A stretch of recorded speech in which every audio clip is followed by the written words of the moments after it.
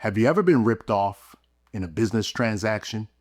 I mean, flat out taken to the cleaners, and you knew it, but there wasn't a whole lot you could do about it. How did it make you feel? Did it make you feel angry?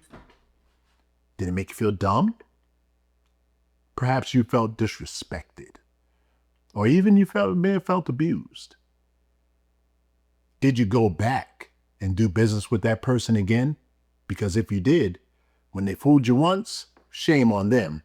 But if they fooled you twice, shame on you. Find out why fairness is number 6 on our Super 7 list of ethical standards on this episode of Doing Small Better with Layne Allen Fields. Let me go ahead and drink this green juice, and come on, let's talk about it. Welcome to Doing Small Better with Layne Allen Fields. I'm your host, Layne Allen Fields, and I help leaders of faith-based organizations and faith-based small businesses with revenues of $2 million or less improve their ethics, improve their effectiveness, and ultimately improve their earnings through coaching and consulting. So today, I want to spend some time talking to you about why fairness is such an important ethical standard for faith-based businesses and organizations. But before we get into it, let me remind you that our position here is that every faith-based organization needs to have a list that is clearly defined, clearly written, clearly communicated to all of the people on your team about what it is you stand for, what your standards are, what your professional conduct should be, what your core values are for your organization. And generally, those core values flow from the moral standards of the leaders. And we've put together a list of the Super 7 ethical standards that we believe every faith-based organization should have. And so, to remind you, they are respect, honesty, excellence, responsibility, compassion, fairness, and citizenship. I did something yesterday that is so befitting for this topic. I was at the farmer's market buying some apples. And generally I don't do this, but I decided to take the apples and put them in the scale. They said $1.29 a pound or $1.39 a pound. I can't remember what the price was. But normally I just throw 5 or 6 apples in the bag, going up to the register and pay for them. But this time I decided to put them in the scale. The scale was calibrated at 0, and it came out to a certain number of pounds. I did the math, came up with what the apple should cost. But before I went to the cash register, I went to another scale to see what the reading on that scale would be. And because it was a reputable place, I expected the scales to measure the same, to match. And they did, right down to the whatever it is, a 1/10 of a pound. Price was the same. What it showed me is that place had just scales. Well, why is this fitting when we talk about fairness? Because Proverbs 11:1 says that a dishonest scale is an abomination to the Lord, but a just weight is his delight. To give you just a little bit of historical context, in the Ancient of Days, weights and measures were crucial to the way that they did commerce in the marketplace. If a merchant had rigged up their scale so that they could overcharge somebody for what that person was buying, then the Bible tells us that God was displeased with that type of character, with that type of behavior, even to the point where in the law, when God was, taking his people to the promised land and how they should function in that promised land as a community, listen to what he says in Leviticus chapter 19, verses 35 and 36. Leviticus 19, 35 and 36. You shall do no injustice in judgment, in measurement of length, weight, or volume. You shall have honest scales, honest weights, an honest ephah, and an honest hin. I am the Lord your God who brought you out of the land of Egypt. Parallel that with Deuteronomy chapter number 25, verses 13, 14, and 15, and do 16 as well. Says, you shall not have in your bag differing weights, a heavy weight and a light weight. You shall not have in your house differing measures, a large and a small. You shall have a perfect and just weight, a perfect and just measure, that your days may be lengthened in the land which the Lord your God is giving you. For all who do such things, all who behave unrighteously, are an abomination to the Lord your God. But what this really does is that it highlights the moral and ethical standards that God expects from his people, particularly in business, commerce, and even in personal transactions and interactions. God is just not pleased with false balances, rigged up scales. But his way is to promote fairness and honesty in all of our dealings, in all of our transactions. And so if we are to be faith-based in our approach to our business or our organizational structure, then we really are supposed to operate in fairness. Now, that fairness is the kissing cousin to justice and equity. Really, fairness, justice, equity are all synonymous here in its scriptural context, particularly as it relates to our functioning in the marketplace as believers. And this is what I want to focus on today.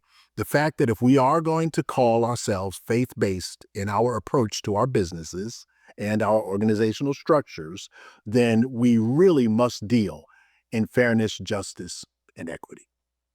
In addition to being fair, just, and equitable, we also have to be reminded and be warned to stay away from greed, because the exact opposite of the fairness, justice, and equity would be greed. And anyone who doesn't operate in a fair, just, or equitable manner, it's usually because they're greedy. They want more than they're entitled to. They want to get as much out of the other person as they can without relinquishing much toward the other person. And so if we operate like that, then that's going to shift the balance of the scale. And if it shifts the balance of the scale, it's going to shift the balance of the scale to a dishonest weight, a dishonest measure, a dishonest gain. And that's not what pleases God. And at the core of everything that we do as a faith-based leader, a faith-based owner, a faith-based manager, a faith-based steward, is that we want to lean in the direction that glorifies, honors, and pleases God. Now, where is it that we are to exercise this fairness, justice, and equity? Well, I would like to submit that I believe there are three areas where we really need to be sure that we're operating in a fair, just, and equitable manner. One is in fair treatment of other human beings, the golden rule: do unto others as you would have them do unto you.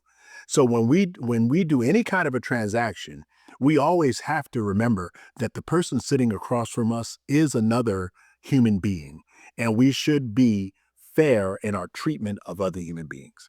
The other thing is that we should be fair in our pricing and value that we give in exchange for someone else's hard-earned money. Fairness in our pricing and in our value.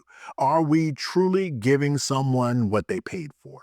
If you're a service-based organization, are you providing the service that is going to exchange the proper value for the hard-earned money that somebody's going to pay in order to obtain your services?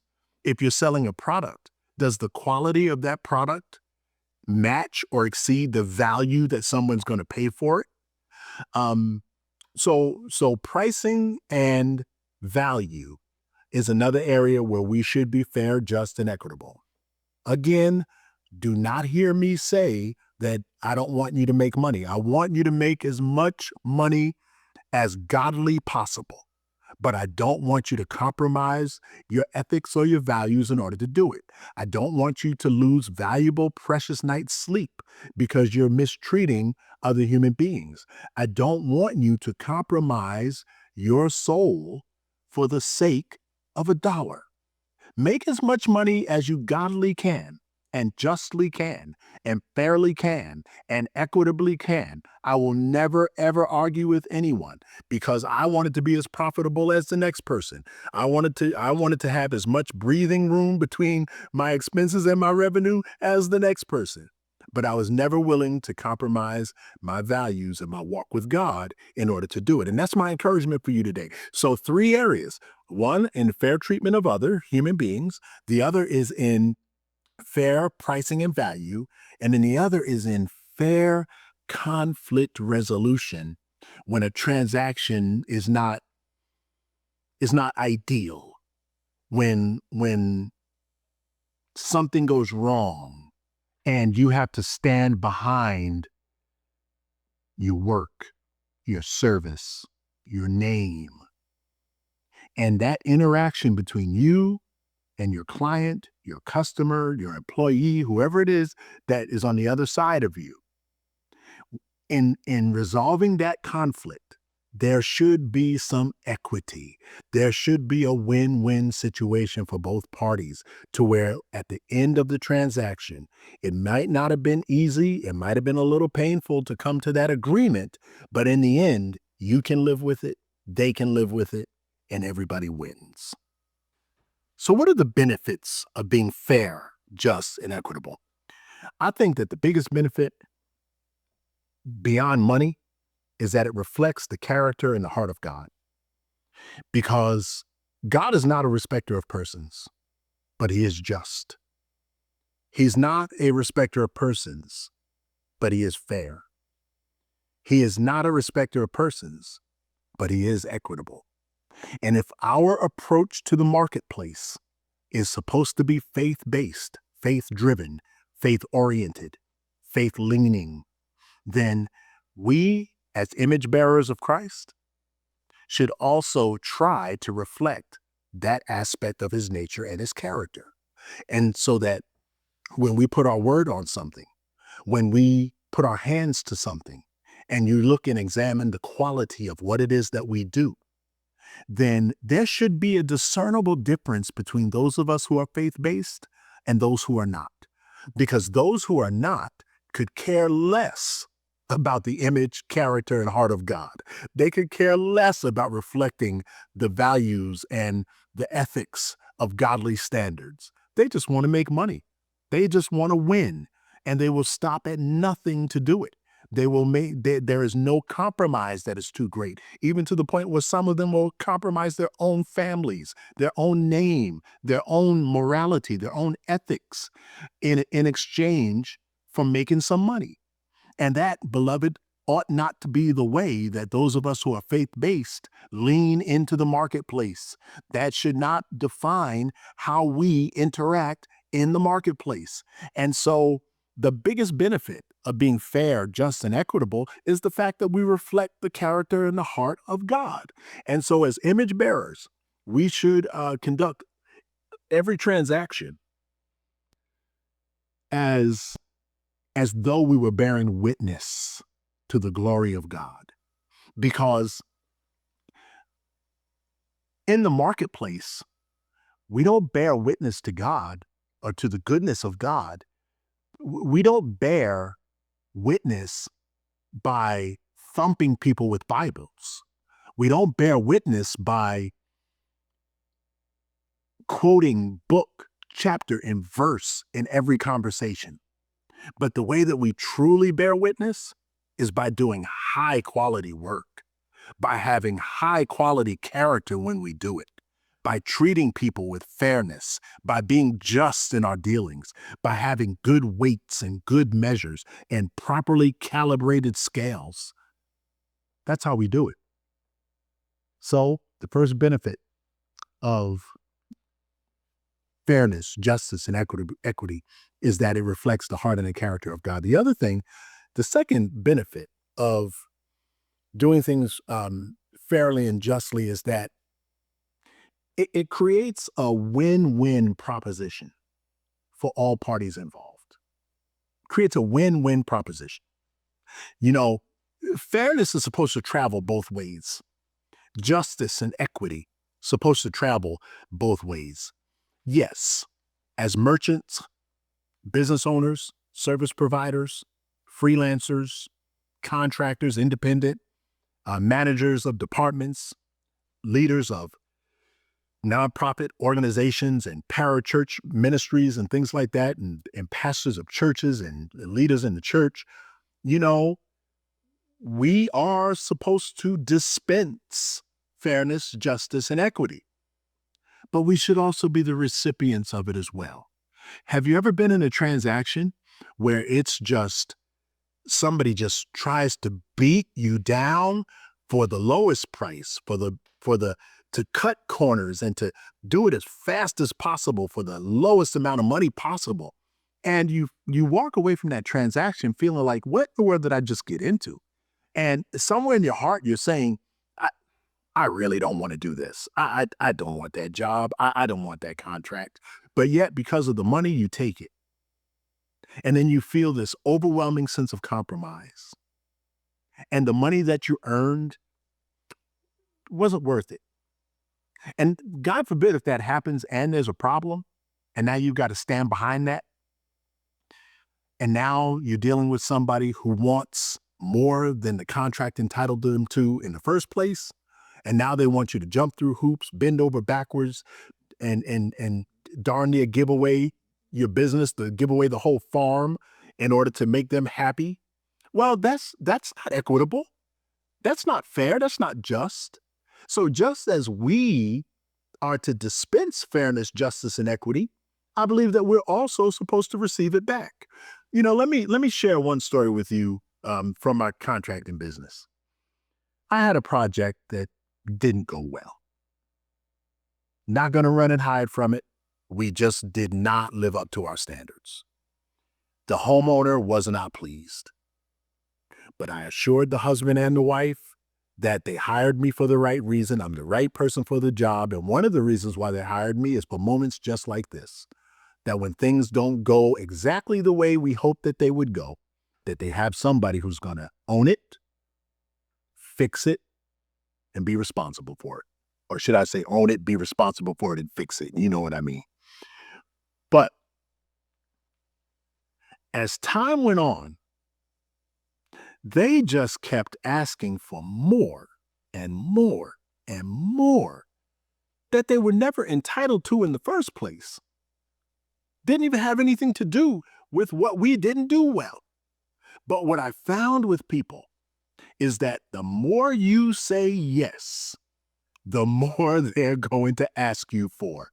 And if you have some false sense of idealism, that you've got to be the only one to make concessions, and you've got to be the only one to sacrifice, and you've got to be the only one to humble themselves and to bend over backwards, then I want to discourage you from taking that approach.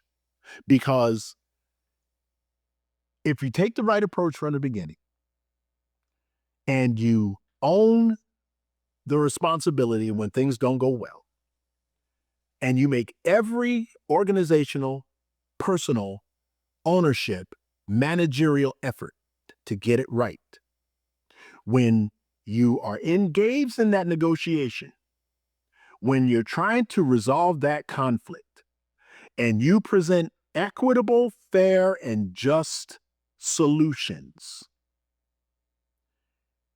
and they don't accept them, my counsel to you is to stand your ground.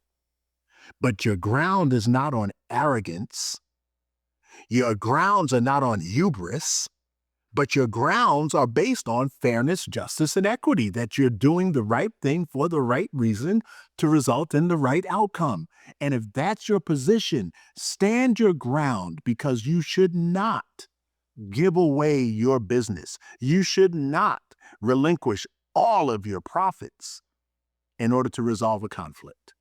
And I'm telling you this from experience, because I am so OCD obsessed about making sure that my name does not get tarnished, that I have been guilty of giving away too many concessions just to keep people happy. And I don't think I should have. I don't think you should. And I would never counsel someone coming up in the path behind me to do that. Stand your ground when your ground is built on fairness, justice, and equity.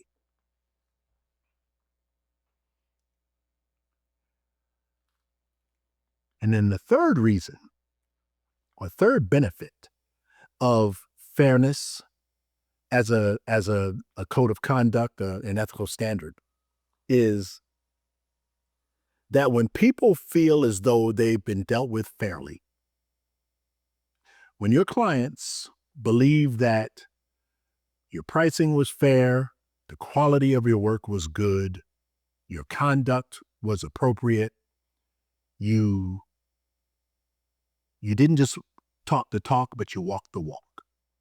Your words and your actions, they lined up. The benefit of that is that you can turn a customer into a client. Now, for me, that's a tremendous difference. I have customers. They order something, we fulfill it, we move on. But I love clients, and I have clients that have kept coming back. They've been long-term. They've helped me sustain. Never fails that when I hit a dry patch, one of those people will call me up and say, "Hey, Layne, are you available to have your crew come by and do thus and so?" Because they're clients. We built long-term trust. We built favor. We built equity. And it's all been based off of fairness. From the very first transaction that they've ever had with me to the very last transaction that they've had with me, they believe that they were treated fairly. Fair pricing, fair value for what I charged, great character, great conduct from my crew, and great workmanship, to the point where they're not just customers, they're clients. And some of them, to be honest with you, I've got 2 or 3 that are kind of like family. That's what fairness has built for me. Drop in the comments section what fairness has done for you and your business. Send me a little note. I'd love to hear from you, because I believe that some of you have a perspective on fairness that I may have missed in this video. But I think you get my point. I could go on, but I believe I've driven it home. And keeping in along the same lines of turning a client into a customer, you know how I am on referrals. Not just repeat business, but referrals. Repeat and refer. Keep coming back and keep telling your friends about us. So you may ask, "Layne, how can I do small better?" Let me tell you, you can do small better by exercising fairness.